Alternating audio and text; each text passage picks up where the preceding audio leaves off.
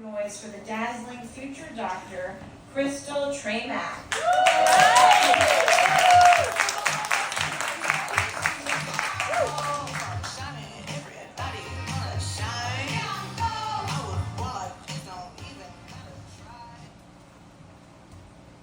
All I do is win, win, win, no matter what. No, really. I'm not bragging, I'm just stating facts. I varsity letter as a freshman for our first season in track and field. I was offered a full track and field scholarship to compete at the collegiate level. When I graduated my bachelor's degree, I returned home to my parents. I'm an only child, and I made the joke that my parents are neighbors. They would have let me stay with them forever and not pay a bill. I was so used to training and competing, and now I have all this free time. I am bored. I heard my good idea theory and decided to join the military. It was a fast way out of my parents' house, to put money in my pocket, food in my stomach, a roof over my head, not continue to pick up college debt for advanced schooling, and get some work experience.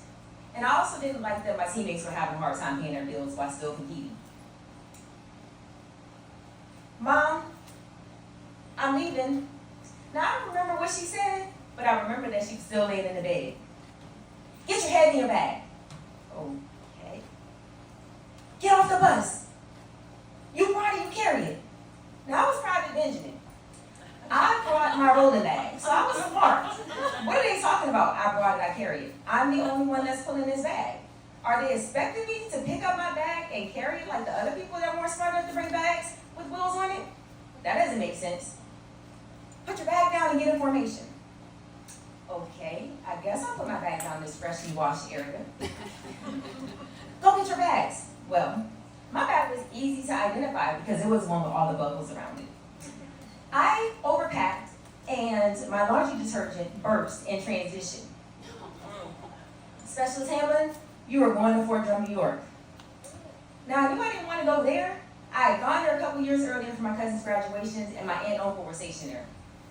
Recruiting, I can do that. Now, I'm fast tracking. I'm in recruiting with less than 2 years in the Army. I make Sergeant E5, Staff Sergeant E6 in 4 years, when most make it within 7 to 8 years. Someone said that I was going to the job and recommended me for medical recruiting. To this day, I have no idea who that is. I realized that I met all the qualifications for a direct commission. Hey, Battle, I've already completed my packet.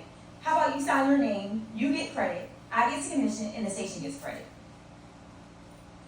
Now, my original goal was only to join the military for 4 years and be out. But this is going pretty well, so I think I'll hang around a little bit longer.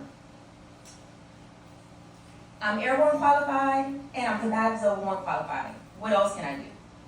I know, I'll apply for my second master's degree and go to school fully funded. So I applied for long-term health education and training. By this time, I'm about year 14 in, and Congress tells all the services that they need to return to their pre-deployment population. Now I'm going before 3 boards at the same time. My first board is long-term health education and training. Of course, I get selected, so I'm looking forward to going to school fully funded for a 2-year program next year. The second board, the Army has notified us that we will receive notification if we're selected for separation. We're getting down to the last day, and I have not heard anything yet.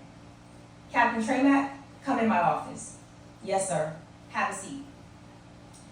I'm pretty sure that you can look back over your military career and identify the very moment that's brought you to this day.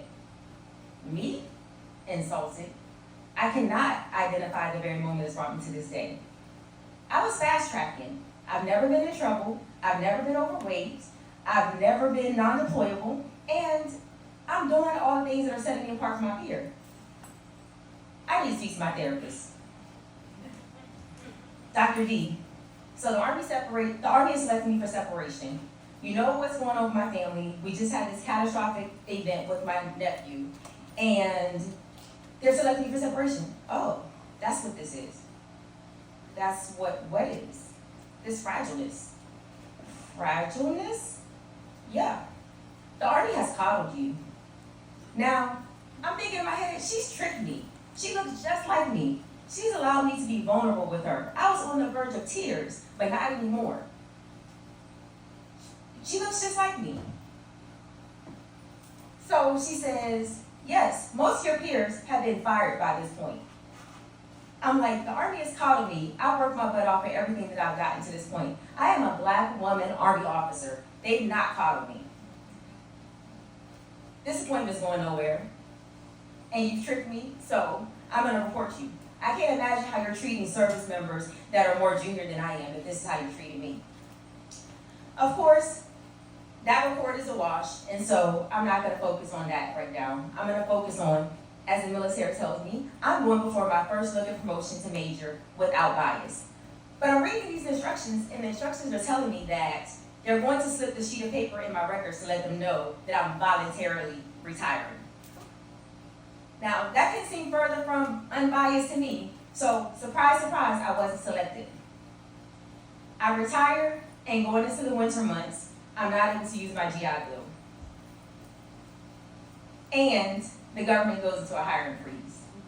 Now, most of us either go as far away as we can from the military, or we run directly to the government. So my plan was to run to the government. This doesn't feel like winning, and this is out of my control. I wish I could say that I stayed there and took the time to sulk it over and really feel what was going on, but I couldn't do that. As a mother, having to get out there and make sure that I provided for myself and my family, I had to get up and get going. So I substitute taught, and I also did a little contracting work. Right before my birthday, I received a call with my first offer as a government employee. So that was a pretty good birthday gift.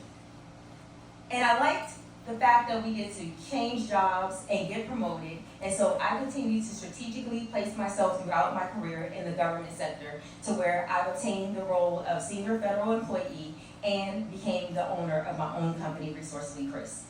Thank you.